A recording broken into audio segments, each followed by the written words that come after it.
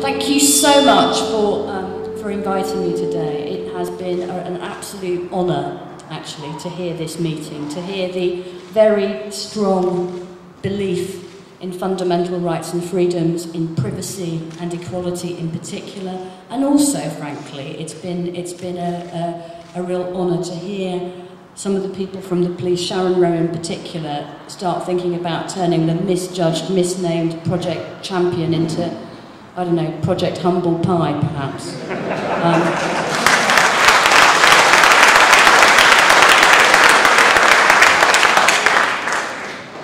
Sharon was quite right when she said that we all care about the safety of our communities. She was also quite right when she said we also have to uphold the rule of law, and that she wants to be an independent senior police officer, not an agent of the government or the state and so on. So if that is the aim, to be safe but also to be free, there are ways to do that, and in my view, ways not to do that. I don't know how many of you know this, but this current scheme isn't just dangerous and divisive and wrong, it's unlawful as well.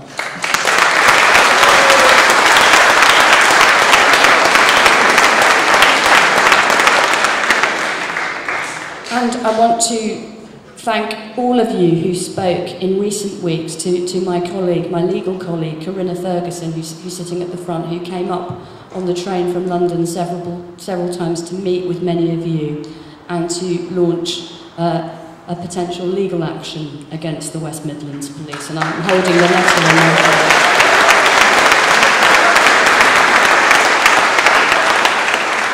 And the legal action wasn't based on an idea that the threats from crime or from terrorism aren't real. The legal action was based on upholding the rule of law in this country, which binds not just all of us as individual people, binds all of us not just as communities, it does bind the police and the authorities as well. That's the deal when you're upholding the law. We're all bound by it. And we think that this scheme was Project Bonkers and also Project Unlawful because obviously it was far, far too intrusive and disproportionate in the number of cameras, the covert cameras, but also the intensity, I have to say, of the overt cameras. We think it was unlawful in being so blatantly discriminatory, including on grounds of perceived race and religion. It was unlawful in not having been based on any genuine community consultation. It was unlawful as well as divisive. And policies that are supposed to be about making us safe, that are so divisive and attract the kind of feelings that you've heard in this room, are never going to make us safer.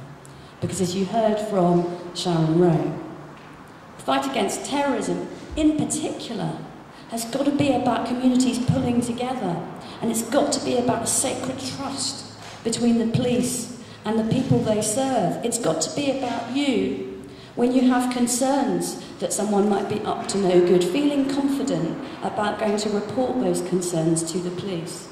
Not feeling that the police are on one side of a wall and you and your neighbours are on another. You know, you can have all the cameras in the world, but those cameras will not look into your neighbours' hearts to decide whether they're up to no good or not. Now, I personally think that we have far too many cameras in Britain in general.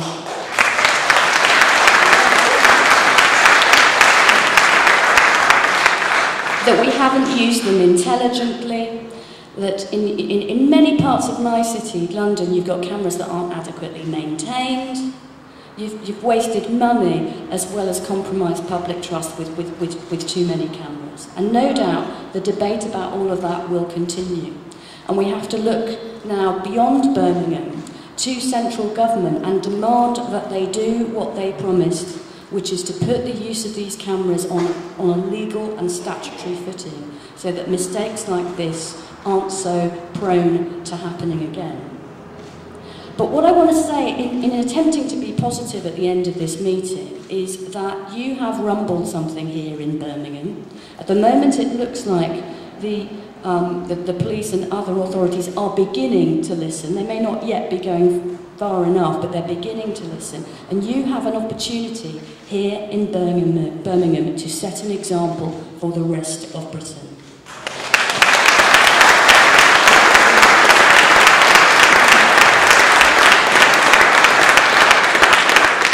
And it's an example that isn't just about protecting privacy and isn't just about protecting people from discrimination and the division and the mistrust and probably the greater extremism that comes from that, frankly.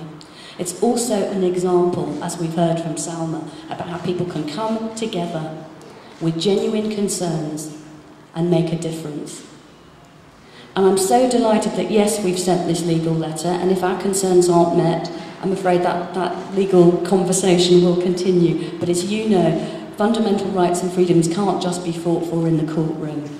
They have to be delivered in the Parliament chamber and the Council chamber, on the street, in the police station as well.